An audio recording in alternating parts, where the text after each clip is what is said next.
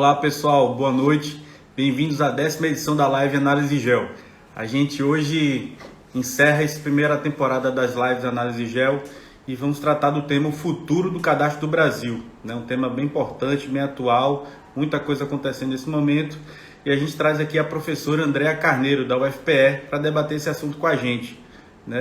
A especialista tem um histórico muito forte na legislação que a gente usa atualmente e nas que vão se consolidando aí no Congresso Nacional e normativos que também estão sendo elaborados. Então a gente hoje espera ter um debate bem legal.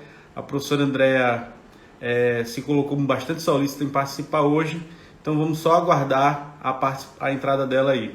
A gente já fez um teste mais cedo, então funcionou a internet dela, acho que não vai ter muito problema não.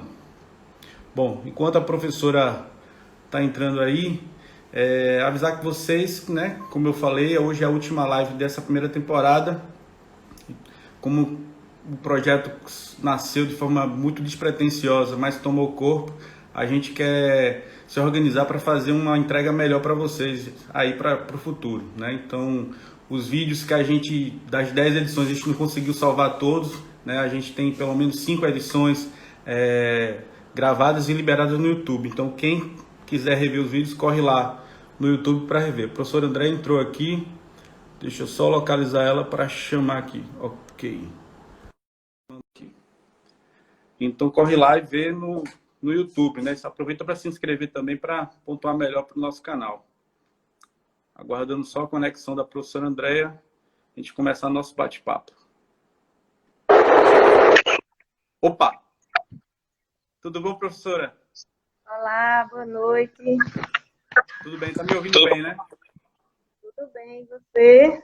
Tudo certo, tudo certo. Tava dando uns avisos aqui antes da senhora entrar, mas eu vou concluir aqui esses avisos rapidinho e aí já falo com a senhora.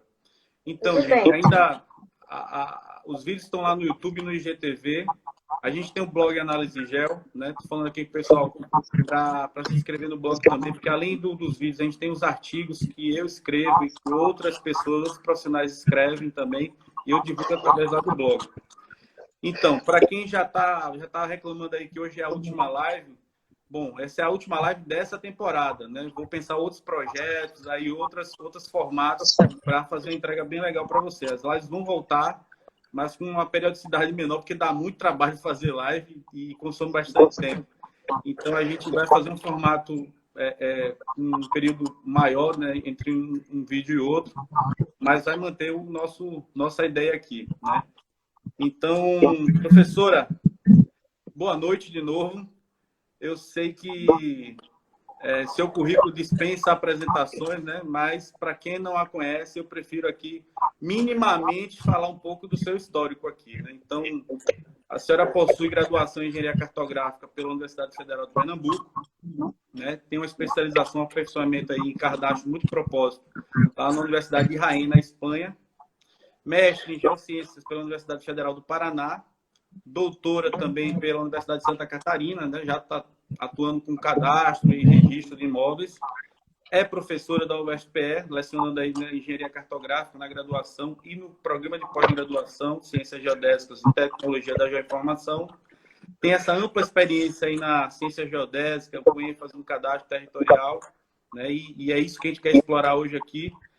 Além disso, é líder do grupo de pesquisa Posicionamento Geodésico em Cadastro Imobiliário e membro do Workgroup 3D de Cadastro e Workgroup LADM da Federação Internacional dos Geômetras. Então, esse é um pequeno resumo só para o pessoal que está assistindo a gente aí se posicionar, saber da onde tem esse currículo todo da senhora, Então, mais uma vez, muito obrigado por ter aceitado o nosso convite. Foi bem rápido também, assim como tem sido quase todos os convidados. A gente não está dando muito prazo para o pessoal decidir, não.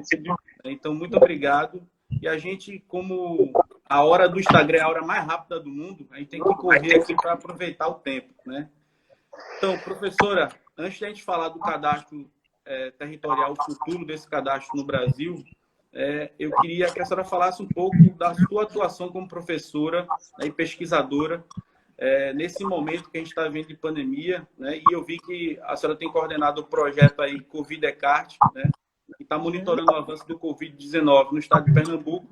E queria que a senhora passasse um pouquinho dessa experiência atual agora, tanto como professora e como coordenadora desse projeto. Bom, Miguel, antes de mais nada, eu quero agradecer, né, o convite, né, fiquei muito honrada, porque valorizo muito o trabalho, esse trabalho que você tem feito, né, e toda a sua trajetória profissional. Eu sempre costumo dizer, né, que nós do Descartes e os professores de uma maneira geral sempre tem muito orgulho de fazer parte um pouco, né, dessa trajetória de vocês. Então, embora não me sinta tão à vontade, né, nessa nova modalidade, digamos, eu disse para a amiga, eu não sei fazer live. A primeira live. A primeira você nunca esquece, né? Deve ser. Então, mas eu não podia me negar a esse pedido, até porque para mim vai ser um bate-papo, né? Um bate-papo com você sobre as experiências e como é que a gente está vendo. Até é um desafio grande, né? A gente falar em futuro nesse momento. Mas a gente tem que se preparar, né? Então, sobre o projeto, né, que você comentou aí, Covid Descartes, claro que... Opa, deu uma travadinha na internet da professora. Quando começou a quarentena, né, aqui, então nós do Descartes nos reunimos, professores, e resolvemos fazer alguma coisa, né, para unir o grupo e também porque pela consciência que a gente tem, né, da informação e a oportunidade que a gente está tendo, né, de mostrar o trabalho, mostrar a nossa capacidade, né, de gerar informações e mais ainda, né, nossa preocupação no nosso projeto também é muito transformar essa quantidade, essa massa, né, de informações que nos é passado todo dia e que muitos números difíceis de serem traduzidos em informação, esses dados. Então, nós temos essa preocupação de transformar esses dados em informações gráficas, né, e com um mínimo de georreferenciamento, dependendo da vertente, né? Nós temos uma vertente mais de comunicação no Instagram, né, mais simples, e uma outra mais especializada no site, onde nós estamos gerando séries de mapas, acompanhando, né, a Covid, relacionando com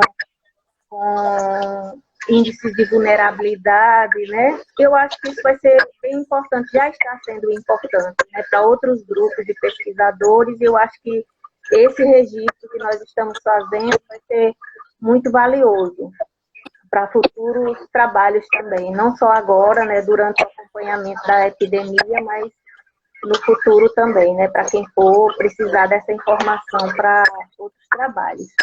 E na medida que a gente for conversando, eu vou fazer também um relacionamento desse trabalho que nós estamos fazendo com o cadastro. Perfeito.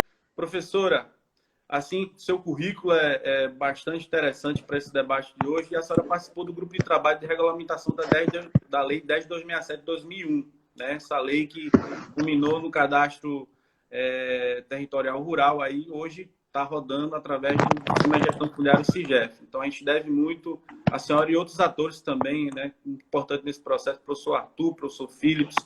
Professor Arthur também está aqui com o projeto Geocombate aqui, né, passou entrevista hoje na televisão aqui também, um projeto bem legal também, e muito similar ao Covid Descartes também.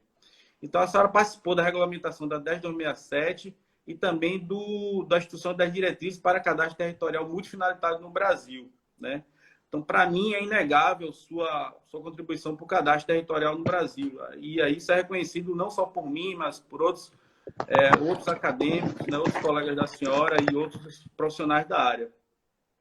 Pergunto à senhora, já com toda essa experiência, como é que a senhora avalia a trajetória como profissional e docente pesquisadora desse processo da evolução do cadastro aqui no país? Miguel, eu costumo falar que eu tive sorte, sabe? Porque quando eu comecei o meu doutorado, que junto com o professor Philips, né, influenciada também muito pelo professor Philips, que foi um dos que me incentivaram a fazer o doutorado em cadastro. Então, logo no início, eu já tive a oportunidade, né, logo no segundo ano do doutorado, onde eu já fazia essa proposta, né, de trabalhar cadastro com registro de imóveis, foi quando começou o projeto de lei da 10.267. Então, eu tive a oportunidade de acompanhar, né, todo o processo, estava relacionado com a minha tese de doutorado, e eu pude participar como membro, né, do grupo de trabalho, que responsável pela elaboração da lei. Então, eu digo assim, né, foi uma oportunidade, né, que aconteceu no momento certo, e aí eu consegui, né, desenvolver a minha tese de doutorado, e claro, como meu interesse, minha intenção era realmente continuar trabalhando com cadastro, então eu continuei, né, a partir daí, a partir da lei 10.267, depois os regulamentos, né, porque fomos acompanhando, foi tudo muito novo para o Brasil, né, um desafio muito grande, porque trazer todos esses conceitos que nós colocamos, né, com toda a dificuldade depois, que com os ajustes, né, e com a experiência dos profissionais da área, né, que foram trazendo, né, sua experiência prática, mostrando o que era viável, o que não era, e depois você acompanhou tudo isso também, né? Eu tive também a alegria de ver ex-alunos meus, né, trabalhando ativamente, né, durante esse processo da elaboração das normas, tudo, e, assim, eu considero o mais importante, a coisa mais importante que a gente tem em cadastro hoje, não só eu, né, mas todos que estudam cadastro e que trabalham com cadastro, sabemos que essa questão da Lei 10.267, depois o desdobramento para o CIGEF, é o que nós temos de melhor em cadastro hoje, né? E, para mim, foi muito importante participar disso tudo, né? Foi um aprendizado muito grande também, e que eu sempre procurei também compartilhar, né, com os meus alunos sempre. E nessa parte do cadastro multifinalitário no urbano, como é que está essa situação na sua perspectiva? Sim, então, aí, depois do rural, né, nós começamos a trabalhar toda a Lei 10.267 e os seus desdobramentos, os seus decretos, regulamentador, norma técnica, e depois aconteceu, já em paralelo, a questão do Ministério das Cidades, né? Começou, a lei de 2001, o Ministério das Cidades foi criado em 2003, e logo no início do Ministério das Cidades, eles já viram essa importância do cadastro, né, como um instrumento transversal de informações para as atividades do Ministério, né, saneamento, habitação. Então, tiveram essa preocupação de fazer seminários, né, de capacitação dos municípios para falar sobre o cadastro multifinalitário e o seu papel, e a partir daí, né, desses seminários que foram sendo feitos, né, com profissionais de diversas áreas, né, de avaliações, de direito, né, de geodésia mesmo, cadastro, como eu e o professor Philips.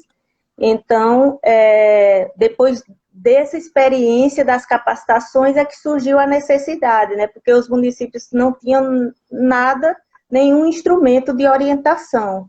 Então, foi aí que surgiu a ideia de se escrever algo como umas diretrizes, né, que a gente não sabia, o ideal era que fosse, na época a gente pensava, vamos escrever em forma de lei, né, quem sabe que se a gente não consegue passar uma lei. Mas aí tem toda a questão política que está envolvida, né, na elaboração de uma lei, né. Então, eu tive essa experiência também, foi muito importante para mim, né, de ter participado da elaboração da lei 10.267. E depois, nós não conseguimos a lei do urbano, mas foi publicado como portaria, né, uma orientação, e fizemos o que foi possível fazer, né, com esse instrumento, que eu acho que também foi muito importante, né. Não, ele é orientativo, ele dá uma diretriz, mas nada como o poder de uma lei, né? E nem a lei tem toda essa efetividade se não tiver um arcabouço para sua implementação. A decorrência dessa portaria está em tramitação desde 2015, né? O que é o projeto de lei 3876, que estabelece justamente as normas para a elaboração do cadastro territorial dos municípios. A senhora participou desse projeto também? Da elaboração desse projeto de lei? Sim.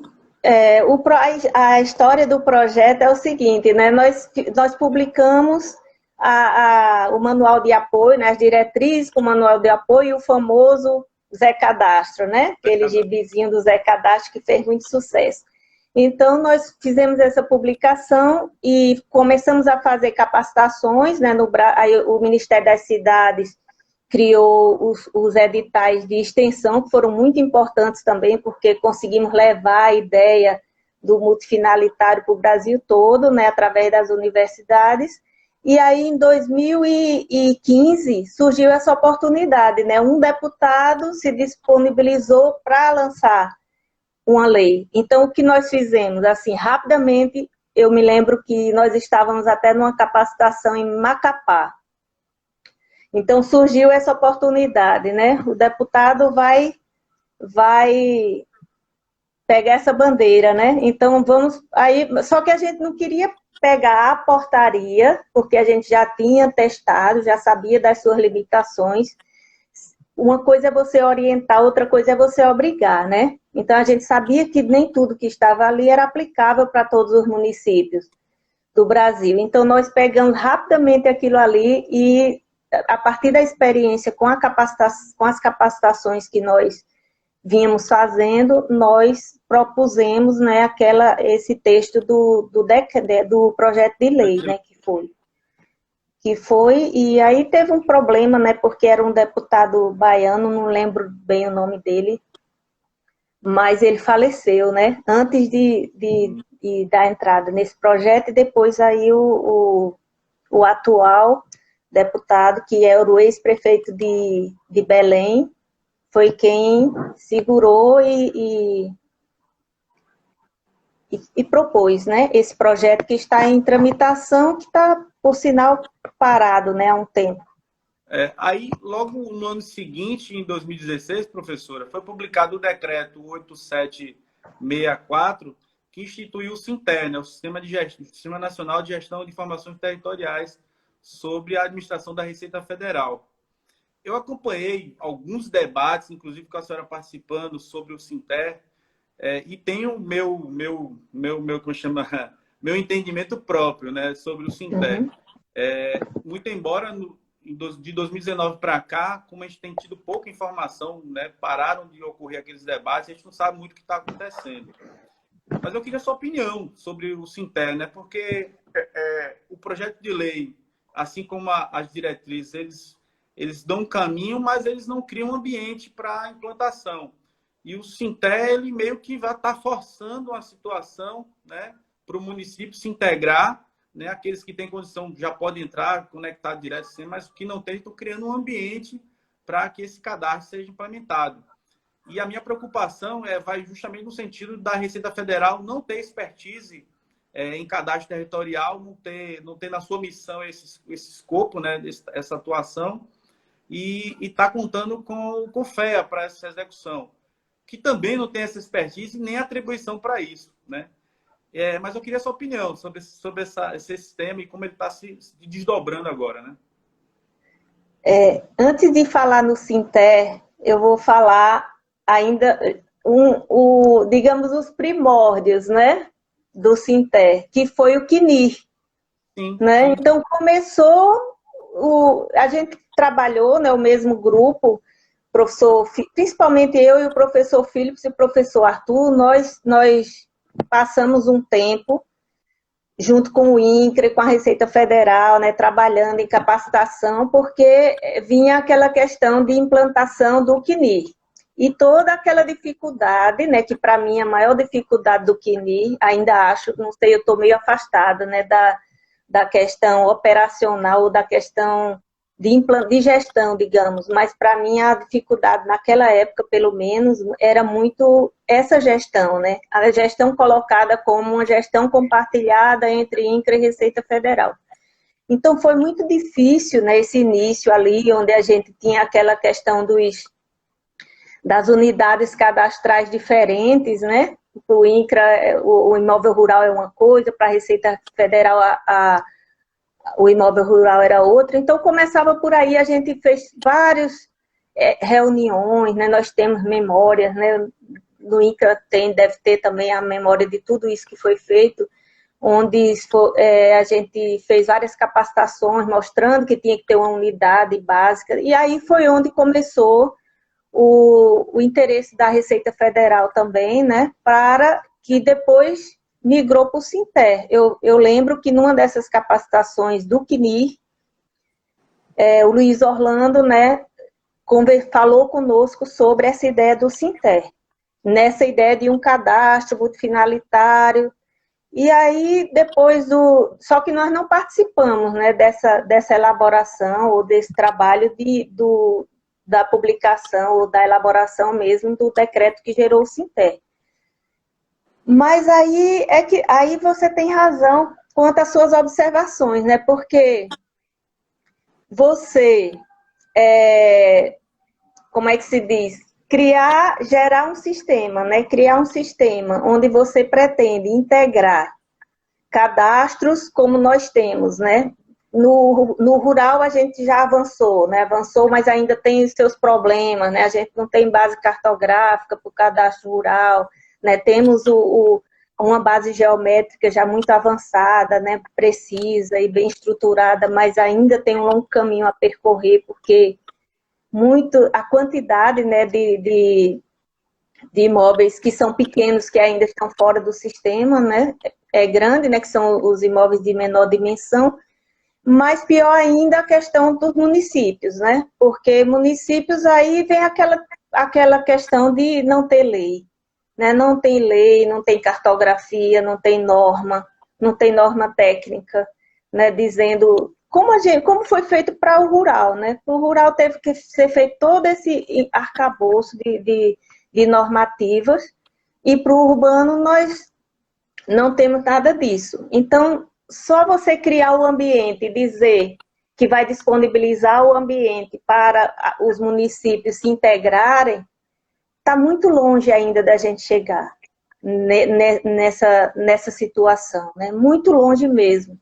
Porque mesmo os municípios mais estruturados, né, que já avançaram no seu cadastro, já tem uma ideia, assim, mais um modelo, né, mais voltado para o multifinalitário, mesmo assim ele tem que se integrar àquele ambiente, né? Eu lembro que na época eles falavam muito, mas vai entrar o IBGE, né, com a INDE, a CONCAR, né?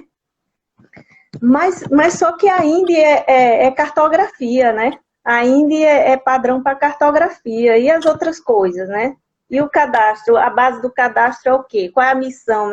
Todos os alunos sabem da primeira à última aula que eu digo, se o cadastro não relacionar pessoa e terra, não é cadastro, né? Então, falta muito ainda para que a gente possa realmente se beneficiar de um ambiente de integração de cadastros e de registros como tem sido proposto pelo Sinter, na minha opinião.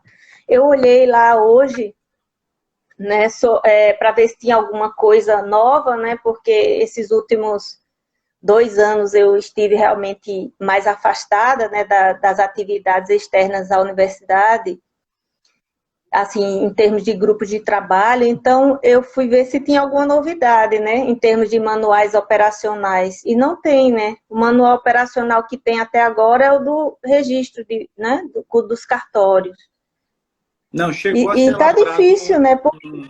Um documento chamado, tipo uma cartilha, que é um documento orientativo também para essa questão técnica também, né? Como se fosse uma norma técnica para o cadastro de referenciamento urbano, no entanto, elaborado pelo CONFEA, né? Que não tem atribuição para a elaboração de uma norma técnica.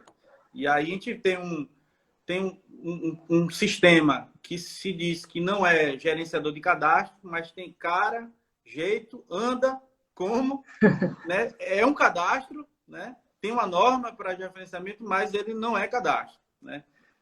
Então, eu vejo essas dificuldades, assim. Também vejo o Sinter também como uma grande oportunidade, né? Uma Sim. grande oportunidade, né? E o mais difícil foi feito, que foi conectar os cartórios de registro de notas e de imóveis né, no sistema. A parte mais difícil, que eu achava mais difícil, eles conseguiram fazer primeiro. E agora essa parte dos municípios é que eu acho que precisa ser ampliado o debate, não pode ser feito de qualquer jeito, né? E a gente tem especialistas no assunto para propor coisas mais tangíveis para sua execução e, obviamente, colocando quem entende do assunto para poder propor e gerir depois, né? Porque depois tem a gestão, né? Os municípios vão passar esses dados vão ter que retornar, ser analisados, ser geridos de alguma forma, né? Eu cheguei a ver esse documento, não sei se era a última versão, né? Mas eu achei que ainda estava muito longe, assim, de ser algo que pudesse realmente ser aproveitado. A gente tem uma dificuldade muito grande, né, com relação aos municípios. Você acha que o cartório era mais difícil? Eu acho que não. Porque os cartórios, eles têm sistemas já estruturados, eles já têm sistemas de encaminhamento de informações para o INCA, para a Receita Federal mesmo, né, para outras instituições, eles já têm essa obrigação legal. E os municípios não. Né? Então, ele se define por lei, como foi, né? O decreto determina que o cartório tem que mandar, ele tem que mandar. Ele vai alterar lá o seu sistema de informática e vai encaminhar. Agora, os municípios, como é que você faz? E a outra questão, né? A outra questão, é muito difícil você propor um padrão para os municípios, de uma maneira geral, assim, né? Porque as realidades, assim, são muito distintas. São realidades muito distintas, necessidades também muito distintas. Né? Eu estava, depois que você me convidou aí, que eu fui refletindo, né, sobre esse histórico todo, aí eu fico voltando lá na experiência. Sempre a gente tem que usar a experiência do rural também, né? Que a gente foi aprendendo ao longo do caminho. Então, eu me lembro que a gente, quando foi aquela definição da precisão, vamos fazer 50 centímetros, né?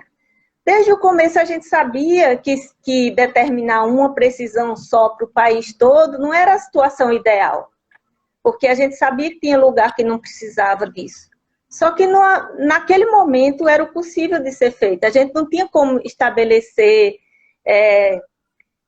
como depois foi feito nas normas novas e nos novos decretos determinando situações variadas. Naquele primeiro momento não tinha como. E aí para os municípios, a gente vai fazer, vamos lá no cadastro ideal, a gente exige 50 centímetros para o rural e vamos exigir 8 centímetros. Estou falando 8 aqui, usando como referência lá já o decreto da regularização urbana, né? Então, vamos para os 8 centímetros lá. Será que é necessário todo município ter 8 centímetros de precisão? Se for necessário, o município vai conseguir fazer isso? Vai ter gente para fazer isso? Vai ter condições, recursos econômicos para fazer isso? Tem muita coisa ainda para se pensar, sabe? Tem um longo caminho a ser percorrido.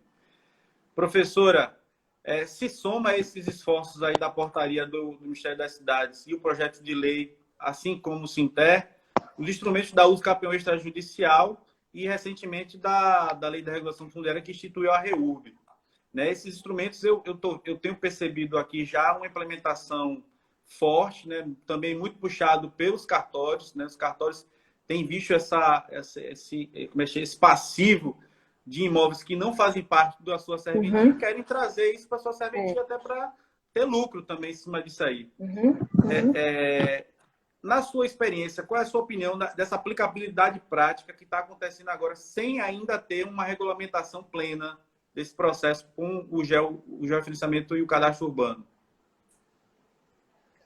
Olha, Miguel, é até difícil de responder, né? Mas eu falo, assim, pela experiência que nós temos lá na UFPE, né? Porque Silvio tem trabalhado, né, junto com o Ministério das Cidades, desenvolveu uma metodologia, eu ajudei no início do processo, ele desenvolveu uma metodologia para fazer tudo com muito cuidado, muito preciso, né, com todo o cuidado que ele tem, né, de usar todas as tecnologias corretamente, né, testando agora, né, essa exigência dos 8 centímetros que foi colocado lá. mas quantas pessoas a gente tem que tem essa capacidade técnica de fazer esse levantamento com todo esse cuidado, né? Para chegar nessa precisão, mas eu não vejo nem só a questão da precisão, sabe? Porque são muitos conhecimentos que são necessários, né? E eu vou até também para essa questão da formação do profissional, né? Para trabalhar no cadastro.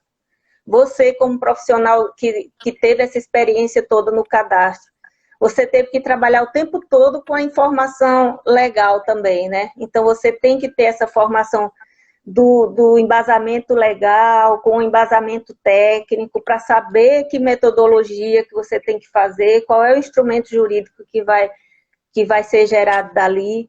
Por outro lado, né, se a gente conseguir, né, definir uma metodologia, eu queria muito que Silvio publicasse isso, né, como uma metodologia mesmo, é um esforço que a gente precisa fazer, né, uma proposta assim, de manual mesmo, para que se realmente, e também fazendo a análise crítica, né, é necessário que o levantamento seja com essa precisão de 8 centímetros esférico, né, precisão, e fazer essa análise, né, se é necessário, e se for, né, como se chega nesse resultado. E outra questão que eu vejo, né, do ponto de vista assim, mais positivo, né, eu vejo como positivo, no sentido de você está fazendo o levantamento, fazendo essas medições de áreas que geralmente não são consideradas no cadastro, né, são deixadas à margem de um cadastro que é fiscal. Então, você está trazendo não só para o registro, né, mas também para o cadastro, essa terra que estava ali, esse passivo, que também não é só um passivo para o registro, né, é um passivo para o município como um todo, né? Então, se os políticos, os gestores, eles tivessem essa consciência, né, do quanto se perde em termos de recursos pela informalidade, né, eu sempre cito aquele livro lá do Hernando de Soto, Mistério do Capital, onde ele mede aquilo ali, né, ele levanta quanto custa essa informalidade. Então, eu vejo também com esse ponto positivo, né? Se a gente chegar numa posição, né, de qual é o adequado para se fazer, para viabilizar, né? Porque uma coisa é o que a gente quer como ideal, outra coisa é o que é possível, o que é viável.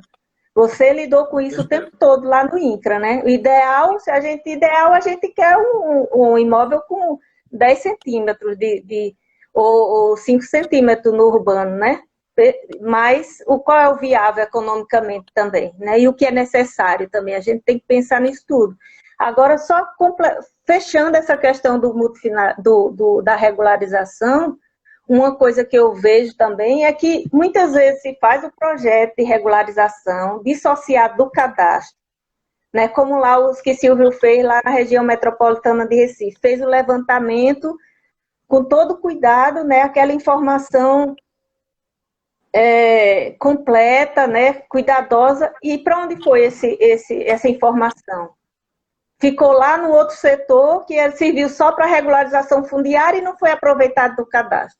E olha que a gente pensou nisso, tanto que a gente até a forma de identificar os lotes, a gente fez com que fosse o mais próximo possível do distrito setor quadra lote, lá do identificador da prefeitura, para que ela pudesse absorver no seu cadastro. E isso a gente não vê. É justamente isso aí que eu tinha percebido aqui, que está acontecendo e não está havendo essa orientação para essa conexão, né? Esse uso ampliado e seu reflexo também dentro da administração, né? Do município em si. Se perde muito, né? A gente tem muito retrabalho, muito trabalho, bons trabalhos que são, como é que se diz, desprezados, né? Utilizados naquele objetivo ali, para aquele fim, e depois aquela informação foi para onde? Isso a gente está vendo agora nesse projeto Covid-Descartes também. Cadê a informação das áreas vulneráveis que a gente precisa? Não tem dado confiável. Aí, numa hora dessa de emergência, a gente não consegue dar uma resposta imediata ou mais rápida E olha que tem, né? Deve ter, porque deve ter um cadastro lá social, deve ter cadastro lá na saúde para os agentes de saúde que vão de casa em casa, e cadê isso? Não é? Minha curta experiência com o cadastro urbano, né, mas me permitiu perceber que, e agora com o rural, que eu trabalho já faz algum tempo no INCRA, eu vejo que o urbano é bem mais complexo do que o rural, né? Tem muito mais variáveis a ser contempladas na hora de você pensar a sua estruturação, mas também a gente já tem alguns exemplos já de sucesso que a gente não precisa estar inventando a roda também, né? Pode copiar esses modelos. E já a experiência do rural, né, que a gente vai falar aqui um pouquinho para frente, ter um modelo híbrido, né, um modelo ponderado, que consiga perceber as várias realidades, né, e a gente, mesmo tendo realidades distintas, a gente conseguir conversar, né, manter isso tudo num ambiente só, para poder perceber e qualificar, quando possível, o que é o ideal e o que é o possível, mas eles convivendo tudo junto, né, a gente conseguindo ver tudo isso junto, permitindo que os municípios que têm menos condição também fazer parte desse processo. Como eu falei com a senhora mais cedo, no teste lá que a gente fez de vídeo, estou preparando a disciplina de cadastro urbano. Aí fui estudar, pegar dados e tal. E aí os dados, mas são todos, né, dados, como é que chama, aproximados, né? Então a gente tem aí aproximadamente 50% dos imóveis urbanos irregulares no país, pode ser mais, pode ser muito mais, mas com certeza acima de 50%. Né? E um exemplo que a gente dá, poxa, vai ser um município pequeno. A Prefeitura de Salvador, capital do estado da Bahia, divulgou que 85% dos seus imóveis urbanos são irregulares. 85%. E aí não tem só baixa renda, não. Tá todas as classes sociais, condomínio de luxo, favela, comunidade, tudo informal. Tem muita coisa informal. Então, é um trabalho que vai muito além. E querer absorver isso tudo de uma vez, né, eu acho super complicado. Né? Então, eu acho que o debate ainda tem que crescer muito e ainda criar um ambiente que favoreça a quem entende do assunto. Professora, a gente já passou mais da metade do nosso tempo e chegamos aqui a uma parte que a gente vai interagir com o pessoal. Né? Já tem aqui o pessoal já sugerindo para a senhora já escrever um livro com essas suas experiências. Eu acho que dá vários livros, né? Vários módulos aí, várias edições. Mas... O meu livro não saiu da primeira edição, já prometi fazer uma segunda, né? O livro, ele conta a história até a 10.267, né? É o primeiro regulamento, mas essa outra parte falta muita coisa ainda. Mas vale a pena. Um registro histórico. Que bom. Tem muita gente, aqui, o Alberto, uma norma que restringisse apenas o modelo, mas não criasse classe de modo. Não estou vendo aqui pergunta, deixa eu ver aqui. O pessoal aqui está dizendo, Flávio Boscar está dizendo que o documento, aquele que a gente falou da cartilha de georreferenciamento urbano, ele não foi absorvido pela Receita ainda, né? Então deve estar ainda na fase preliminar ainda. Eu olhei lá hoje e não estava. É uma coisa que o Erison, aí, professor Erison, a UFPE em peso está aqui assistindo a gente. Coloca aqui que o desconhecimento dos gestores públicos é uma grande barreira para a implementação do cadastro. E, de fato, é. Com certeza. Temos acompanhado os debates aqui sobre cidades inteligentes, né, com a Grazi Carvalho, e ela fala assim, não existe cidade inteligente se o gestor não for inteligente. Isso é a maior verdade do mundo. Né? Exatamente. E trazendo... Cadastro, a primeira coisa do cadastro é o gestor, né? É o político. Se você não conseguir convencer, ou se ele não tiver um mínimo de entendimento, né, de você conseguir conversar com ele, e ele ter esse discernimento, você não faz nada. É verdade. Então, pronto. Tem um pessoal aqui dizendo que tem município que nunca nem ouviu falar de Sinter. Vai ter muito isso aí, né? Se tem cidade, capital, que não tem, imagine pequenos municípios, né? Marcelo Maranhão, várias cidades fizeram mapeamento cadastral fotogrametria, mas para atender, em sua maioria, arrecadação e atualização do IPTU. Marcelo, cadastro, em geral, ele se vem com essa finalidade tributária de arrecadação, mas fazer um voo fotogramétrico, investir no mapeamento cadastral e não utilizar de forma plena é falta de inteligência, né, do gestor. Desperdício de recursos. Justamente. Pois bem, professora, vamos para a nossa segunda parte aqui. Deixa eu ver o que foi que eu coloquei aqui. A senhora fez uma participação recente aí no Congresso Virtual da UFBA, né? Por sinal, um grande evento, né? Muito legal, muito bem organizado, Foi. todo virtual.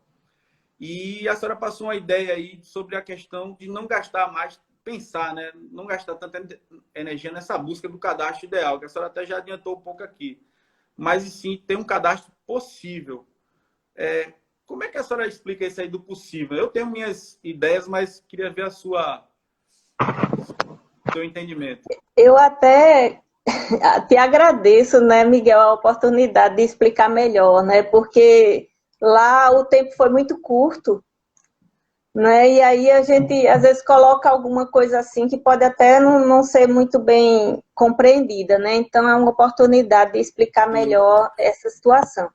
Porque, veja, durante muito tempo a gente veio formado, né, pelo menos a minha geração, depois com os anos, né, eu fui aprendendo mais, a gente vai aprendendo outras coisas também, mas a gente tem aquela ideia do cadastro alemão, né, com preciso, altamente preciso, com todos os imóveis delimitados, com alta precisão e até com materialização de vértices, tudo, e a gente seguiu muito essa linha, né, no rural também, depois no urbano a gente trouxe a portaria teve uma importância assim fantástica em trazer esses conceitos, né? Mesmo que a gente analise e diga, isso não é totalmente aplicável, mas todo mundo entende hoje quando a gente fala nesses conceitos de parcela, né? Mas, assim, depois, com essa experiência mesmo da aplicação da portaria e com as capacitações que a gente fez, né, com municípios de vários portes, eu fiz no estado de Pernambuco, mas eu tive a oportunidade de trocar ideias, né, com colegas de todas as regiões. Então, a gente viu mais de perto, né, essa diferença, né, de capacidade dos municípios. Então, quando eu digo que a gente precisa absorver, né, entender, compreender a necessidade e a viabilidade, é a gente ter... Você até colocou algo assim como uma ideia de ter classes de levantamentos, né? Sabe que essa ideia de classe de levantamento a gente teve lá no comecinho do CNIR, quando eu dizia, a gente não pode fazer um sistema novo só com levantamento com 50 centímetros, só os certificados, que naquela época eram pouquíssimos, né? Eu digo, a gente tem que aproveitar tudo que tem no INCRA, em termos de informação, mas claro que não podia misturar, né? Você tinha que separar em níveis. Olha, esse imóvel aqui só tem descrição literal, então ele está no nível 10 lá. E o top de linha era o georreferenciamento. Então, no urbano, a gente está pensando nisso agora. Aí eu queria, até falei com o Everton hoje, Everton, eu posso antecipar essa notícia? A gente está trabalhando numa revisão, né, da portaria 511. Né? Nós estamos elaborando um novo manual. E nessa versão agora, a gente considera nessas diferentes situações do município. Que a gente diz, se o município não consegue levantar todos os imóveis com uma precisão que a gente vai definir aí, sei lá, 10, sei lá quantos centímetros. Se o município não conseguir, então ele não faz nada? Não, e se ele tiver uma cartografia? Vamos organizar um cadastro com a cartografia que ele tiver? E se ele não tiver nem cartografia? Vamos ensinar o município a colocar um pontinho lá e fazer um banco de dados com georreferenciamento para ele começar a fazer alguma coisa? Não é o fato de você estar abrindo mão do cadastro ideal que a gente quer, né? Não era isso que eu queria dizer. Mas sim você começar de algum lugar, né? Ter uma informação inicial para, a partir dali, você ir construindo, né, a sua estrutura. E eu acho que quando você vai gerando produtos, eu aprendi isso com Jussiela lá, quando eu orientei o trabalho dela lá em Arapiraca, né? E aí ela dizia que trazia sempre produtos para o prefeito, porque aí ele já ia se acostumando com aquilo ali e ela ia dizendo que podia fazer mais outra coisa, não é? Mais outra coisa. Se deixasse para entregar um produto daqui a 2 anos, ele não viu nada, não viu resultado.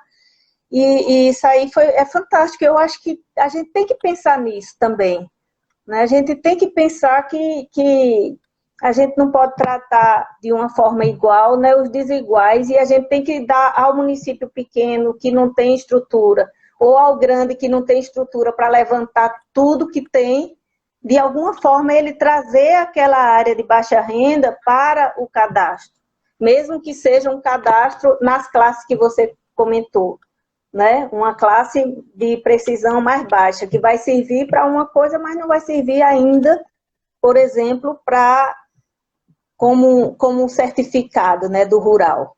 Então, a gente pretende apresentar isso no COBRAC, viu? Eu já convido vocês para o COBRAC, que vai ser online, né? O COBRAC vai ser todo online, de 9 a 12 de 11. Não muito perca. Bom, COBRAC. Professora, nessa linha aí que a gente está falando, vou manter esse debate. Então, em 2018, eu tive no Singel aí, em Recife, e apresentei uma proposta de evolução do sistema de gestão fundiária SIGEF, né? Que justamente previa ampliar a recepção de informações, né, para todas as relações jurídicas previstas no ordenamento legal brasileiro, vinculadas aos imóveis rurais, né? Então, com isso, a gente criaria três classes de qualidade posicional para essas informações, mas contemplaríamos todos os tipos de imóveis que existentes no nosso ordenamento jurídico aqui no país, né? E isso vinha muito do que a gente já viu, né, que era possível fazer, já tem alguns anos que isso é possível ser implementado do ponto de vista tecnológico. O custo é um custo tangível pelo recebimento que a gente vai ter, né, o país vai ter. E nessa mesma forma, eu vejo, como a senhora está colocando aí, para o urbano. A senhora teve conhecimento desse projeto, do CIGEF2, né, dessa evolução do sistema? Ai, Miguel, eu acho que não. Eu não estou lembrada, porque, na verdade, eu não estava aqui, né? Eu não participei nem do Singel, nem do COBRAC 2018, que eu fiquei fora, né? Uns meses, em Portugal. Esse é um projeto que já está iniciado desde 2016, né? E, obviamente, a gente enfrenta muitos desafios dentro do INCRA, né, para a sua implementação, mas é um projeto que está pronto e sua ideia, né, o seu conceito, ele consegue ser extrapolado para o urbano também, e no rural, a própria explicação justificativa para esse tipo de proposta está no CAR, né?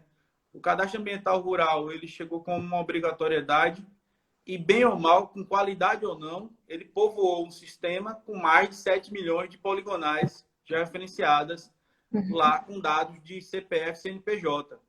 Então, entre aspas, ele montou um cadastro, né, que vai dar alguma resposta. Eu não sei, né? Eu não analisei esses dados, não trabalho com esses dados.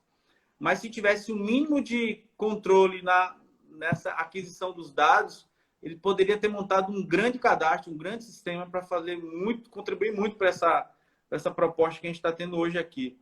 E o que não se perde, o próprio CNIR vai absorver possivelmente dados do CAR, né?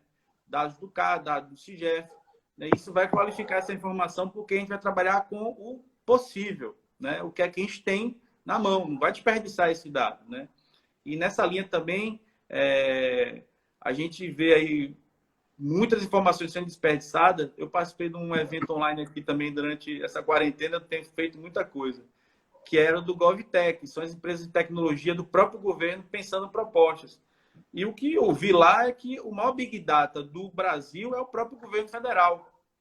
Só que ele não consegue transformar dados em informação. Informações. Integrar. Exatamente. Não consegue integrar, a gente não consegue cruzar dados.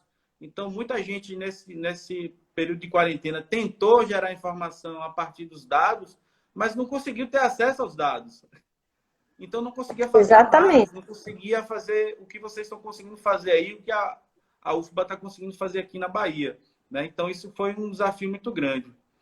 Deixa eu colocar aqui, professora, a gente só tem 10 minutos de live e tem uns 2 pontos aqui que eu acho que vai extrapolar 10 minutos. A senhora topa encerrar e a gente voltar para continuar esses 2 pontos aqui? Eu vou encerro agora e abro de novo a live, salvo, abro de novo a live e a gente volta para continuar esses 2 pontos que está faltando aqui. Para a gente falar com mais tranquilidade. Pode ser? Pode ser, pode. Tem muita pergunta aí do pessoal que eu não consegui salvar aqui, mas esses 2 pontos eu acho que vai contemplar boa parte das perguntas aqui. Tá ok? Tá certo. Então vou encerrar e daqui a pouco a gente volta. Espera aí. Tá certo. Opa, voltamos. Problemas técnicos de alto grau aqui, viu? Vamos lá. Voltou. Agora. Dá Aí. problema de internet, dá problema, esses problemas acontecem. Fazia tempo o que negócio estava acontecendo. Tem que... Não, foi tão bom o começo. Não, mas esqueça essa parte, já passou. Não vamos falar disso aí mais, não. Voltando aqui. Deixa eu reformular minha volta aqui. aí. Eu já nem me lembro mais do que era. Eu participei de algumas discussões lá pelo grupo de governança fundiária da Unicamp, né? Em relação à criação de uma lei geral de cadastro no Brasil, né? Muitos especialistas têm falado disso, né? Eu já vi alguns debates aqui na Bahia em torno desse assunto.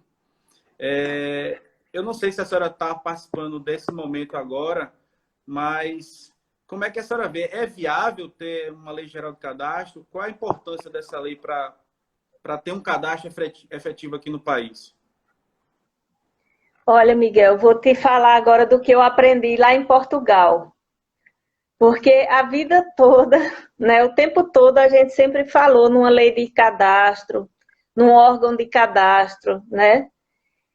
E aí aconteceu uma coisa bem interessante, né? Porque lá, quando eu estava no pós-doc, a gente teve a oportunidade de conhecer vários aspectos do cadastro em Portugal. E tinha umas coisas assim muito interessantes. Por exemplo, eu acho que uma das coisas que faltam para nós aqui é uma pressão externa para ter cadastro. Sabe por quê? Porque lá, Portugal, ele sofre uma pressão da União Europeia. A União Europeia obriga que ele tenha, para ele receber determinados subsídios, determinados investimentos, ele tem que ter cadastro. Então, o que é que aconteceu? O órgão cadastral dele, ele tem lei de cadastro, tem órgão de cadastro e não tem cadastro, nem esse cadastro que a gente tem aqui, com um território muito menor do que o nosso, entendeu? Então, aconteceu o quê? Aí eu comecei a enxergar de outra forma também o CAR e outras experiências de cadastro aqui, porque aí eles tinham que resolver de alguma forma. O órgão de cadastro que exigia toda a precisão, né? Tinha toda uma normativa, o profissional e tudo isso, não dava conta de fazer tudo. Então, começaram a ser criados sistemas paralelos, né? Como eles têm um BUP lá, balcão único de prédio, onde, mais ou menos como o CAR, né? Que a pessoa vai lá na imagem e faz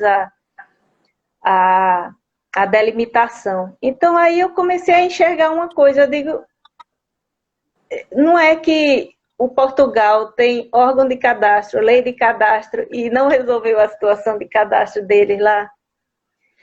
Mas, assim, é importante ter, né? Por quê? Porque tem que ter alguém que seja responsável por determinar essas diretrizes, né? Não é quem vai fazer o cadastro todo, isso aí a gente sempre falou. Mas quem é, agora mesmo, o urbano que a gente estava comentando, né? Tem o urbano, mas quem é que vai fazer as normas? Qual é o órgão que tem a competência técnica e legal para fazer norma de cadastro urbano? A gente não tem. A gente tem uma determinação legal para o rural, mas não tem para o urbano. E mesmo para o rural, falta essa integração. Por que o CNIR nunca saiu do INCRA e Receita Federal? Porque precisa ter essa interconexão com os outros geradores de cadastro rural para fazer essa interligação, né? Então, falta um ambiente, eu não sei se é um órgão, se é um comitê, eu não acompanhei, né, essa discussão aí do professor Bastian, né, do pessoal da Unicamp sobre governança. Mas eu fui dar uma olhadinha e vi que ele faz uma proposta, né, de um comitê, eu acho, de governança acima dos ministérios. E eu me lembrei muito de um ano, que eu não me lembro mais quando foi, faz muitos anos isso já. Não sei nem se Arthur estava nesse dia, mas duas pessoas eu me lembro muito bem, porque eu passei um frio enorme, era na pré-história do GeoConnect, acho que era GIS Brasil. E a gente sentou lá, era no Centro de Convenções Imigrantes. A gente sentou, agora vamos fazer um esquema de gestão de cadastro no Brasil. E isso eu gravei, porque até publiquei num texto meu. Porque foi importante a gente pensar quem seria o órgão adequado. E aí eu me lembrei, Bastian. Nossa, deu um trabalho. Porque ele fala num órgão acima dos ministérios, e naquela época a gente fazia, vamos colocar uma secretaria de cadastro ligada diretamente à presidência da República. Eu não saberia te dizer assim, não, ó, tem que ser um órgão ou tem que ser um comitê, mas que tem que ter alguém que tenha essa competência legal e técnica para definir essas diretrizes, para integrar esses cadastros, né? Para ser responsável pelas normas, até de cartografia em escala grande, que a gente ainda não tem, né? A INDE não desenvolveu ainda, não conseguiu desenvolver as normas para mapeamento em escala cadastral, né? Então, fica muito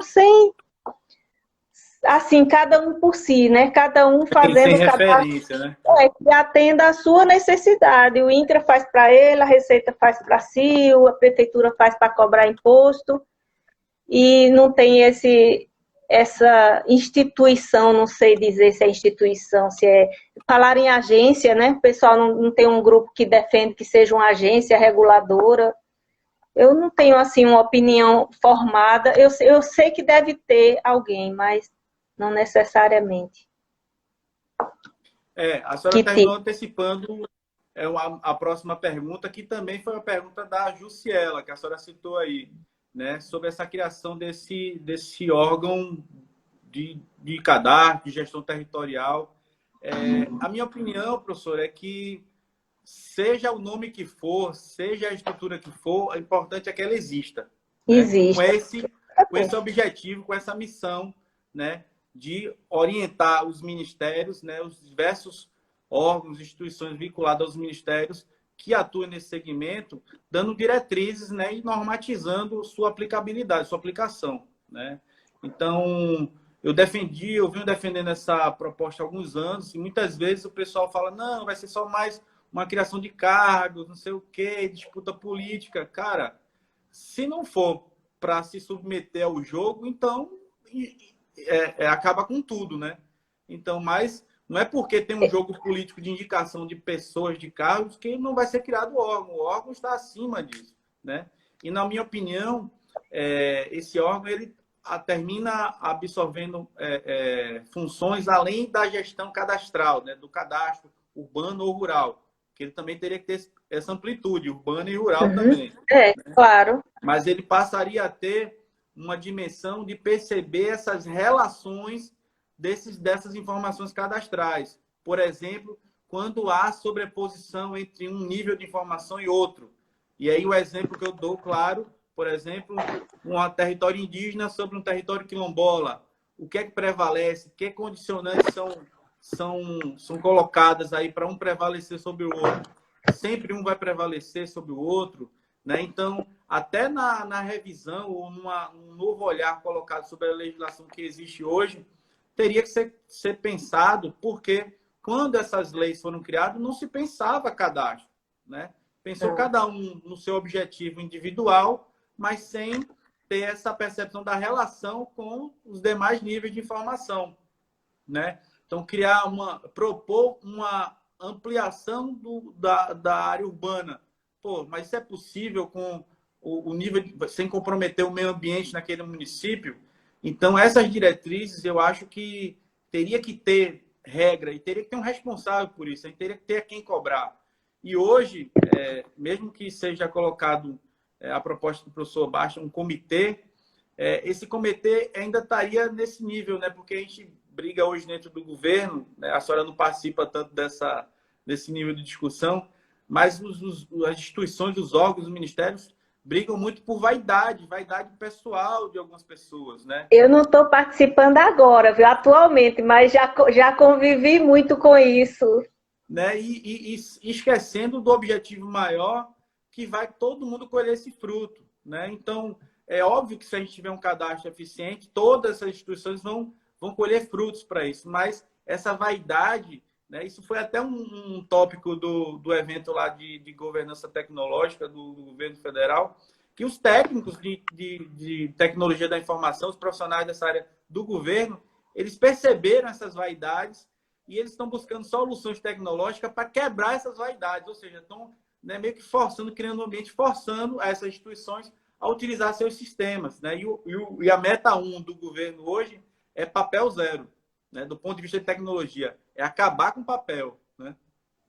Mas tem tanta coisa aí envolvida. Primeiro, essa questão de se vai criar mais cargos, alguma coisa, eu acho que o prejuízo é muito maior da forma como as coisas se fazem hoje, porque é muito retrabalho, é muito desperdício de recurso público, é muito desperdício de competência, porque se você está sozinho no INCRA e tem um na Receita, um na FUNAI, e um sozinho não consegue fazer nada, né? E nem consegue entender os problemas de todos eles.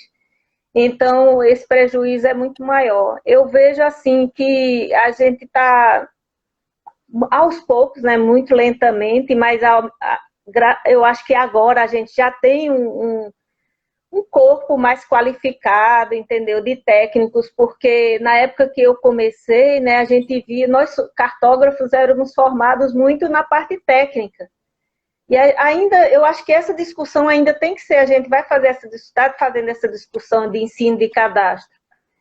E uma coisa muito importante, você citou aí um curso que eu fiz e que raramente eu até toco nesse assunto, mas para mim foi muito importante ter feito, foi o do cadastro multipropósito na Universidade de Raém, porque ele me trouxe esse conhecimento de gestão, entendeu? Professor Então, Manuel Alcazar, né? Professor Manuel. Sim, pois é. Ele esteve aqui, né? Então, eu aprendi muito naquele curso, essa parte de gestão. E se a gente, por isso que eu faço questão de ensinar a disciplina teórica de cadastro. É a disciplina mais chata da universidade, do curso de engenharia cartográfica. Mas é importante, porque se você não tiver esse conhecimento de gestão, de que tem que ter um fluxo administrativo que você tem que entender, que você vai ter que saber conversar com o gestor, com o político. Até depois disso é que chega a parte técnica. Por isso que eu mantenho essa disciplina chata, teórica, com a parte de gestão e a sua ligação com a base legal. A gente não vai conseguir desenvolver. Eu digo aos alunos, eu não quero formar o pessoal, quer dizer, o profissional de cadastro, eu acho que a gente tem que formar o profissional com a competência de desenvolver projetos de cadastro. E para você desenvolver projetos de cadastro, você tem que começar lá em cima, sabendo como é que financia, sabendo qual é o fluxo administrativo que tem que ter ali, né, para que você possa modelar esse cadastro. Você tem tocado muito no ponto de profissionais, as pessoas. Isso foi um divisor de águas com a própria Lei 10.067 e a normatização da primeira versão da norma técnica de referenciamento, né? Então, esses instrumentos colocados a serviço da sociedade e dos profissionais fomentou justamente essa engorda de profissionais especialistas na área. Hoje a gente tem, vou chutar aqui, só no rural, quase ouço mais de 15 mil profissionais no Brasil habilitados, né? E a gente ampliou muitas escolas que formam esses profissionais, né? Então, isso veio com a demanda. Então, eu acho, professora, que no rural, até por conta do nível de conhecimento adquirido com o rural já, isso eu acho que meio que vai ser natural também, né? Me preocupou, né? Eu lendo hoje aqui o manual do Sinté para o georreferenciamento urbano, foi que ele limitou aos profissionais do CREA, né? Do sistema Confea-CREA. E a gente viu agora que a gente tem uma divisão aí de profissionais, os técnicos saindo, formando seu próprio conselho, os arquitetos também, né, atuando nisso aí. Então, temos que ver também, porque logo lá na frente, a gente vai ter embate sobre esse assunto. E eu acho um desperdício não aproveitar esse corpo formado que já está disponível aí da sociedade, que já é utilizado, por exemplo, na uso campeão extrajudicial também. Né? Lá os arquitetos foram citados na lei também. Né? O outro ponto a gente foi colocado aqui até pelo Jesus José Renato Pereira aqui, que ele fala da participação das universidades. Eu acho fundamental. Né? Eu agradeço muito a senhora por manter essa disciplina chata, porque eu faço uso dela até hoje, né, para algumas tomadas de decisão. Né? Então, na época da universidade, eu ficava maluco. Não, o pessoal aqui quer me transformar em cientista. Eu não quero ser cientista, eu quero ser engenheiro. Mas essa formação na ciência, na pesquisa, é que dá base de eu criar projetos, de eu desenvolver alguns assuntos aqui, mesmo sem estar diretamente envolvido na academia. Então, agradeço muito a senhora e outros professores também fizeram parte desse processo, que também tem formado muita gente hoje aí legal. Tenho acompanhado aqui alguns trabalhos, né? O Marcelo Maranhão citou aqui o PE 3D, também desenvolvido aí pela Lígia, né? Acho que a Lígia participou desse projeto, né? Teve alguma participação da universidade nesse projeto também? Quem estava fazendo a validação era o ITEP, né? Mas a gente tem o material lá e a gente agora mesmo tem um projeto lá de Caruaru, onde o pessoal está trabalhando com esses dados, né? Validando também. Pronto. Agora a senhora ficou de fazer uma conexão lá na primeira pergunta lá do projeto Covid Descartes. E eu coloco um elemento a mais aí. Se a gente tivesse minimamente esse sistema cadastral estabelecido no Brasil, essas informações, essa conversão, né, de dados em informações para acompanhar essa evolução e monitorar o contágio, ela seria muito mais eficiente na sua perspectiva? Com certeza, Miguel, porque veja, a gente não é só uma questão de você georreferenciar casos e óbitos, né? Isso aí todo mundo faz, né? Tem muita gente fazendo, tem vários sistemas, o pessoal de informática mesmo é muito eficiente nisso, mas quando a gente vai tratar de outros indicadores, né? Indicadores socioeconômicos, indicadores de ocupação econômica, fluxo de mobilidade, né? E você não tem a informação, a gente não tem informação mais básica, né? De saber quantas pessoas moram em cada casa, né? Porque se a gente vai buscar a informação do censo, né? A gente tem o censo de 2010. E aí, quando a gente vai buscar informação sobre faixa etária, também a gente tem uma informação que está defasada, né? Então, veja que se a gente tivesse essa informação mínima, que nos casos de emergência são necessárias, né? Se acontece um desastre ou um desabamento, uma coisa, a gente não sabe quantas pessoas tinham ali, quantas casas, que geralmente são nessas áreas que não são cadastradas, né? Então, eu acho assim, sabe, que essa Covid, agora quem trabalha com dados, né, ficou muito evidente, assim, a invisibilidade dessas pessoas, né, que não existe nos cadastros. Ou existe nos cadastros, mas não existe uma integração para você recuperar rapidamente essa informação. A gente está propondo aí discussões em cima do cadastro 3D, cadastro 4D. Eu ficaria feliz com o cadastro 1D, né? Só saber a quantidade já estava feliz pra caramba, né? E preparando a disciplina aqui, eu recuperei um material aqui do professor Bastian, que ele faz uma comparação.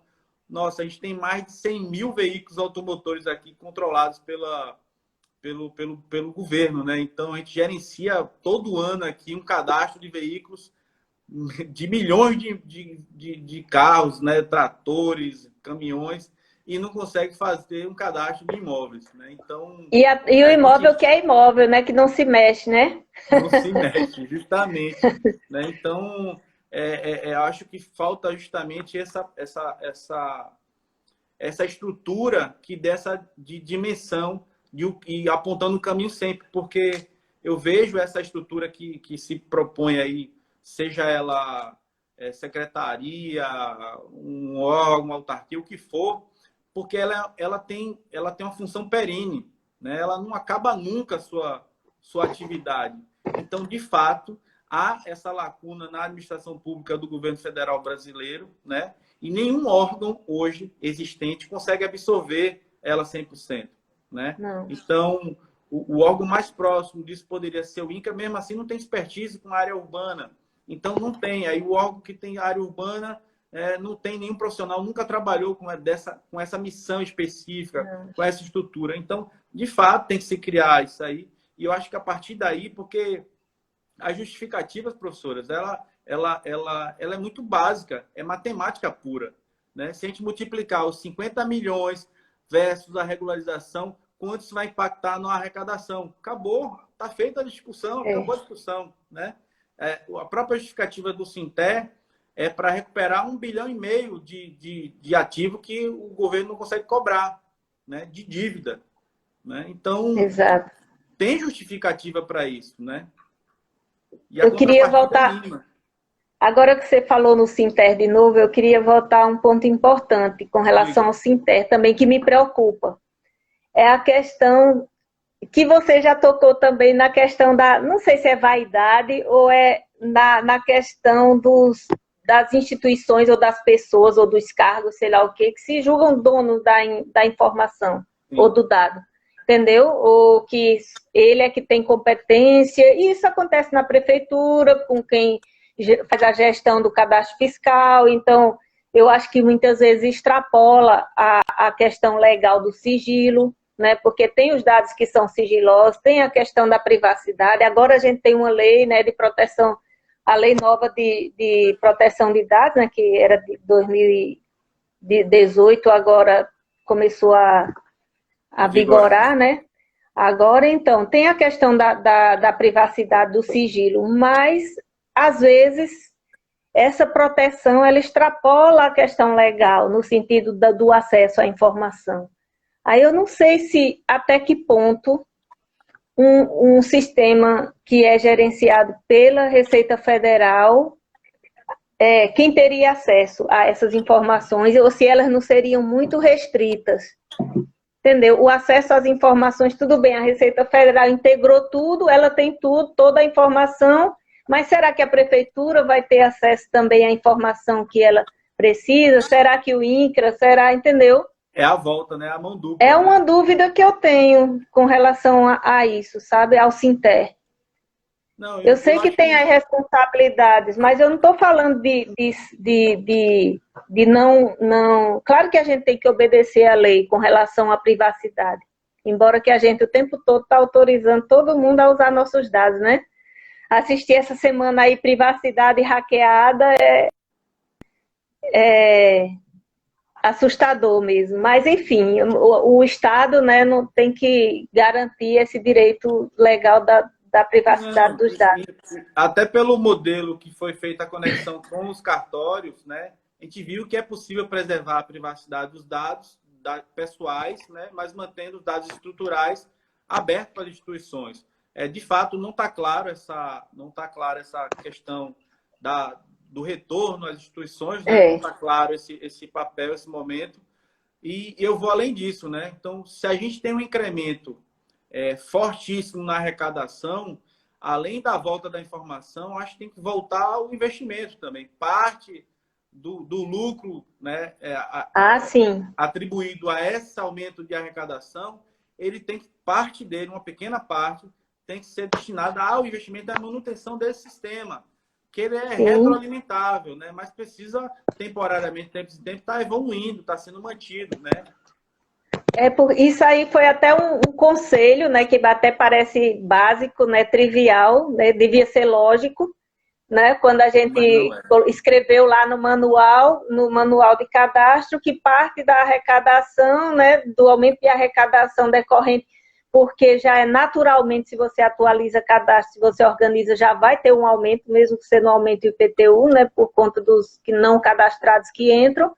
E aí a gente recomendava, né, que parte retornasse para o cadastro, porque se gasta o dinheiro, arruma o dinheiro para fazer o cadastro, eu estou falando no modelo atual, né? E não faz o mantém o cadastro. cadastro e depois não tem como. Você, no planejamento, você não diz como vai manter, né? E nem diz de onde vai arrumar o recurso para manter esse cadastro. E o cadastro é dinâmico, você está fazendo o cadastro, principalmente urbano, né? Você está fazendo e, ao mesmo tempo, o dinamismo ali das relações está acontecendo também, né? E ele já vai sendo desatualizado. Pronto. Eu vou voltar no assunto aqui que a senhora falou mais cedo, mas antes eu queria falar aqui, tem um colega aqui, Gilmar, ele está dizendo aqui que 18 colegas meus aqui, engenheiros agrônomos, estão fazendo o cadastro multipropósito lá na Universidade de Raém também. São funcionários do INCRA, né?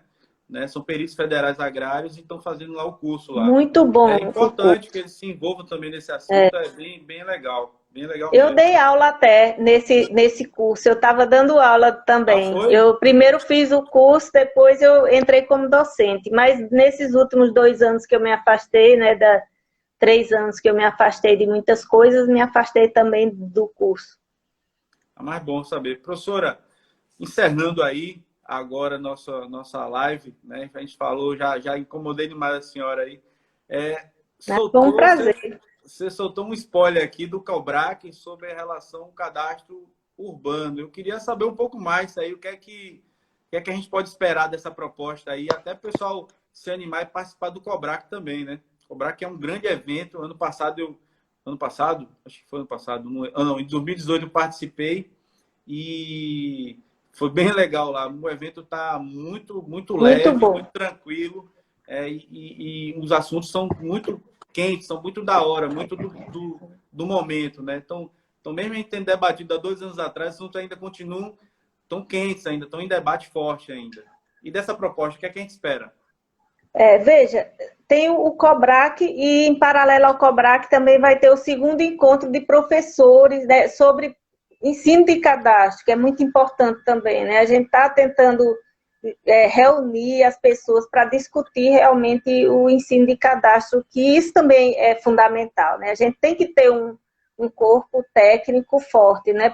Alinhado também, alinhado. Né? Exato, alinhado, né? Com uma base conceitual forte, que eu acho que é o principal. Todo mundo tem que entender os conceitos envolvidos, porque aí a tecnologia você aprende ao longo do curso, né? E vai saber usar. E sobre o que eu falei, né, essa revisão da portaria, que nós não sabemos, né, se vai ser publicado como portaria, nós estamos fazendo como uma atualização do manual de cadastro, né, porque é o que a gente pode garantir. A gente pode garantir o quê? Estamos fazendo um manual, né, com aqueles capítulos lá referentes a cada tema. Pretendemos fazer também novas videoaulas para aqueles cursos de EAD, né, que o Ministério das Cidades promoveu, né, durante aquele tempo. A gente só não sabe se isso vai virar uma nova portaria, porque aí já não depende de nós, né? Depende do ministro, aí não é mais ministro das cidades, é outro ministro. Não sabemos se vai virar uma portaria, mas nessa revisão é aquele que eu comentei com você. A gente tem a preocupação de incluir situações que, na nossa visão e na experiência de extensão que nós fizemos, situações que não estavam incluídas, consideradas naquela primeira versão, né, onde a gente falava em levantar todos os imóveis, né? E aí agora a gente pensa em outras situações onde o município que tem a sua base cartográfica, né, que ele já elaborou, então como é que ele pode evoluir a partir dali, né? Então, basicamente, são essas questões, assim, outras mais detalhadas com relação ao conceito de parcela, né? É importante sua colocação, porque a gente, né, às vezes foi classificado dentro do INCRA institucionalmente como os talibãs do milímetro, né? Os cartógrafos eram talibãs do milímetro. Eu sei, né? eu sei. No meu tempo também, no meu tempo de lei 10.2007. A gente também, né, teve que criar esse movimento, né, um sentimento de desapego a que a formação busca o melhor resultado possível, né, a melhor solução possível. Né? E a gente cria, eu até denominei de método OLX, né, para desapegar, né, desapegar um pouco e trabalhar em cima do real. E eu tenho visto algumas soluções, posso dizer, caseiras, né, que alguns municípios têm implementado, e eu já vi soluções perfeitas, professora, utilizando tecnologia de software livre, tipo QGIS, né, para coleta do dado, utilizando o Google, né, o Google Earth como pano de fundo para lançamento dessas informações e visualização, né, para ações estratégicas, né, e tudo isso refletido no cadastro, né, impactando diretamente nas diversos segmentos da gestão municipal, se caracterizando como multipropósito, né, o multifinalitário, né, ou seja, o investimento foi mínimo da prefeitura, mínimo, né, ou seja, dentro daquelas limitações que ele tinha, envolveu também a questão das academias, dos institutos federais nessas soluções, e ele conseguiu um resultado, impacto no primeiro ano de reflexo dessa transformação, de quase 45% na arrecadação. Ou seja, e sem aumentar nenhuma alíquota, sem aumentar nenhum imposto. A gente só espera uma coisa, né? Que 5% disso volte para ir aperfeiçoando o sistema, condições, melhorando a precisão, né? Para chegar no cadastro ideal, como a gente quer.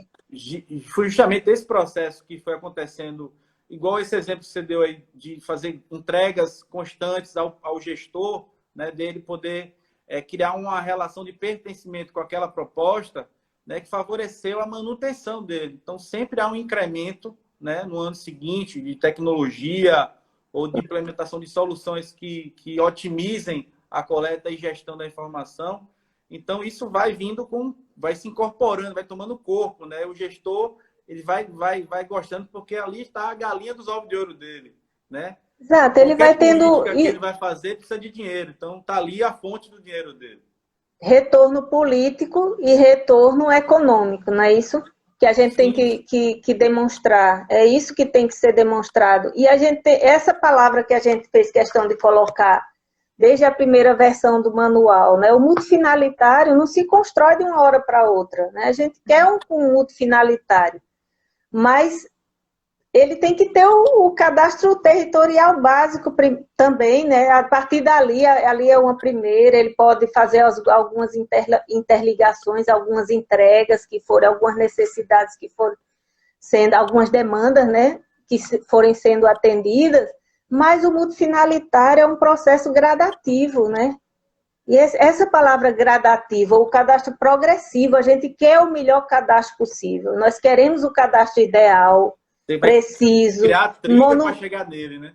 Materializado, todos os pontos materializados, a gente quer isso. Agora, se a gente não pode ter isso agora, então precisamos ter algo para a partir dali a gente ir evoluindo. Isso é uma tendência internacional também, sabe, Miguel? Tudo isso que a gente está conversando aqui, sobre essa questão do rigor e depois essa necessidade, né? Essa constatação dos pesquisadores internacionais de cadastro de que na África, na América Latina e nos países em desenvolvimento, eles não tinham condições, não estavam em condições de fazer aquele cadastro, não tinham nada. Então, tem um documento da FIG, né, que é mais recente, nem tão recente assim, mas é o cadastro Fit for Purpose, né? Ou seja, adequado à finalidade. Então, adequado à finalidade, vou usar o quê? Eu vou usar informações voluntárias do pessoal lá de uma comunidade de baixa renda, pedir a ele para georreferenciar e botar lá o nome da rua, porque eu vou ter alguma informação dali e a partir dali eu vou evoluindo, né? Ou numa área rural, ou qualquer situação onde você não tenha condições de ter o cadastro ideal. A princípio, né? A princípio, para começar. Essa proposta aí também foi que fomentou a evolução do CIGEF também. Então, até coleta de informações a partir de uma plataforma móvel, que é o celular ou um tablet. Celular. Você ter essa informação, entendeu? Você passaria a saber onde, como e quem, né? Eu estou orientando dissertações nesse sentido já também, para usar em regularização fundiária, pegar informações pelo celular, sistema de informações voluntárias, para que você comece a estruturar alguma coisa e a partir dali você vá caminhando, né? E não ficar parado esperando ter dinheiro para fazer o levantamento de todos os imóveis do município, enquanto isso ficar sem nada. Tendo tecnologia na mão das pessoas, né? Então, são mais de 200 milhões de celulares e smartphones de graça, né? Gratuitamente, tem mais você vai do lá. que pessoa no Brasil. Pois é. Então, professora, desde já quero lhe agradecer muito por ter participado. Me desculpar aí pelas intempéries aí da internet, faz parte das lives, é normal. Meu celular já caiu aqui durante a live, acontece de tudo em live, viu? Mas queria deixar aqui um espaço aberto se tem algum assunto que a gente não abordou, alguma coisa que a senhora quer falar que ficou faltando aí. Está aberto espaço aí para a senhora. Faz parte desse processo, né? Para mim também, eu sou leiga nesse assunto, então... Não, foi ótimo, tá... maravilhoso. Enfim, mas eu quero lhe agradecer, né, pela oportunidade dessa conversa, e eu vendo aqui tanta gente que eu adoro aí, que veio me prestigiar. Queria agradecer a todo mundo que veio aí escutar e está contribuindo. Muito bom. Mas eu queria deixar um recado assim, sabe? Porque a gente falando em futuro, mas a gente não pode esquecer o passado, não, né? E a gente falou sobre mim, assim, mas eu fui uma peça, né, desse processo todo, mas eu tenho muito a agradecer às pessoas que estavam junto de mim, que me informaram também, sabe? Porque a primeira pessoa que me ensinou cadastro, que eu acho que foi a primeira dissertação no Brasil sobre cadastro, sabe quem foi? Professor Tarcísio Ferreira. Foi meu professor de cadastro. O homem do Jeep. Pois é, e eu trabalhei com ele o tempo todo com o PIBIC, fazendo levantamento, né, de alta precisão. E aí, só que o mestrado dele era em cadastro e o doutorado em levantamentos. Aí eu fiz o mestrado em levantamentos e o doutorado em cadastro. Né? Então, o professor Tarcísio, para mim, foi assim, quem me despertou, né? E veja que a gente, lá na UFP, a gente tem essa tradição de ensinar cadastro mesmo, porque sempre teve a disciplina, né? Desde que o professor Tarcísio veio da Alemanha com doutorado. Professor Carlos Ló foi meu orientando de doutorado, mas importantíssimo, né? Criou um mestrado em cadastro no curso de engenharia civil. Criou o COBRAC, né? Tão importante que a gente está falando aqui. Então, né? Fundamental assim a importância dele nesse desenvolvimento. E tantos colegas que estão aí, que vieram hoje aqui nos escutar, que passaram por lá, né? Pela UFSC, né? Muita gente. O professor Felipe Saudoso, meu grande amigo, né? Que aprendi demais com ele sobre tudo, né? Não só sobre cadastro, mas sobre vida e assim, uma amizade que foi uma perda, foi uma sequência de perdas. 2017 para mim foi um ano terrível. E eu queria também deixar aqui registrado um agradecimento a um colega do registro de imobiliário, né, o doutor Sérgio Jacomino, que me ensinou tudo que eu sei hoje sobre registro. Foi quem colocou eu e o professor Felipe dentro da comissão da Lei 10.267, né? Eu sei que as pessoas não sabem disso, mas não foi o INCRA que convidou, não fomos através da universidade, nós somos como representantes dos cartórios. Poxa, que nós dois não sabia não tinha nenhum geodesista no grupo da 10.267, no grupo original, nem do INCRA e nem de outro lugar, só tinha gente, tinha agrônomo, tinha advogado, administrador, não sei o quê, não tinha ninguém da área. Sérgio Jacomino tinha direito a 3 lugares, deu 2 geodesistas e um registrador, e foi assim que a gente conseguiu trabalhar. E até hoje, ele, todo o conhecimento, foi ele que publicou o meu livro, e eu queria deixar aqui essa homenagem para ele também, porque é um grande parceiro nosso, hoje presidente do IRIB de novo, e que, assim, compreende perfeitamente tudo isso que a gente está falando aqui, e valoriza também. Que bom, é uma força muito grande, né? Hoje eu entendo que ter qualquer proposta tem que também envolver o sistema registral de notas, o sistema cartorário, né?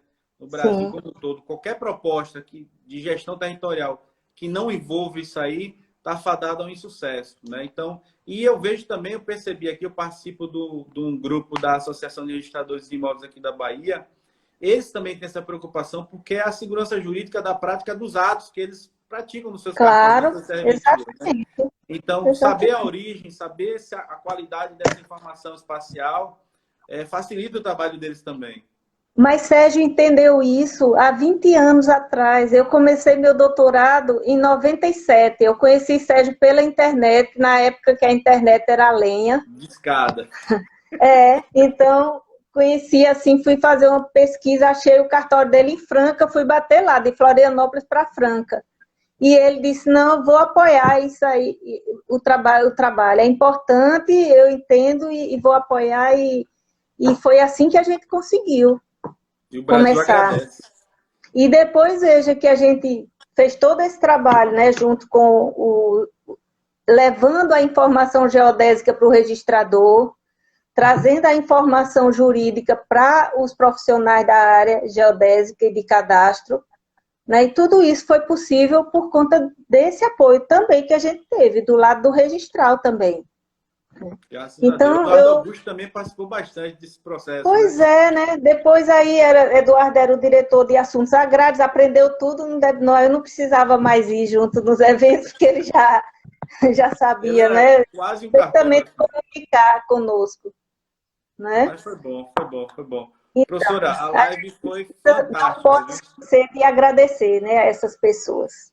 Com certeza. E a gente eu pessoalmente agradeço também a senhora por ter aberto essa perspectiva para mim, outros professores também. Eu tive a oportunidade de conhecer o professor Philips também, fui aluno do professor Tarcísio também, eu também bebi um pouquinho dessa água aí e agradeço muito por essa oportunidade, né? Então, o corpo docente ele vem se renovando, também vem se qualificando e a gente vai tentando acompanhar tudo isso aí. O que fica para mim certo é que a participação da academia ela é fundamental. A gente fez uso dela na elaboração do CIGEF, né? E por menos que ela tenha participado do processo como um todo, mas ela se fez presente a partir das pessoas que estavam ali representando. A gente estava sempre consultando os professores, né, das universidades para consolidar os entendimentos que estavam sendo colocados na época. E qualquer outra proposta que venha nesse sentido para criar uma solução de amplitude nacional tem que caminhar dessa mesma forma. Não pode esquecer a academia, não pode esquecer todos esses exemplos que a gente tem de fora do país também e que a gente também já tem aqui soluções caseiras, também soluções brasileiras que corroboram nessa proposta adequada à finalidade, adequada à realidade de cada município, de cada região. Afinal, a vida acontece no município, né? Então, a gente tem que valorizar o município, né? Exatamente. Então, escala grande, a gente está na maior escala. Deixa eu deixar um abraço aqui para o meu grande amigo Arthur, meu companheiro de sempre, desde sempre. A gente se conhece na época que a gente era estudante ainda. Faz pouco tempo, mas tudo bem. Eu não vou nem dizer quantos anos fazem, não precisa. Não precisa não. Do tempo que a gente era solteiro. Aí mandar um abraço também para os meus colegas aqui.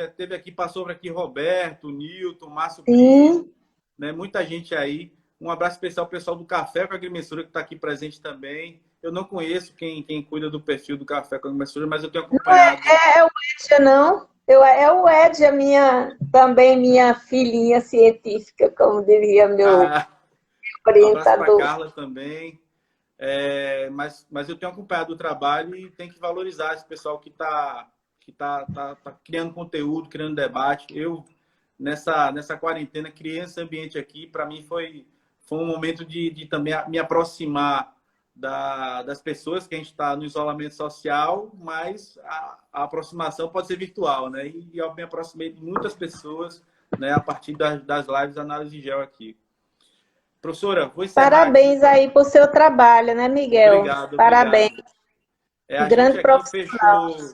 Fechou 10 lives, tivemos quase 3.000 espectadores, né?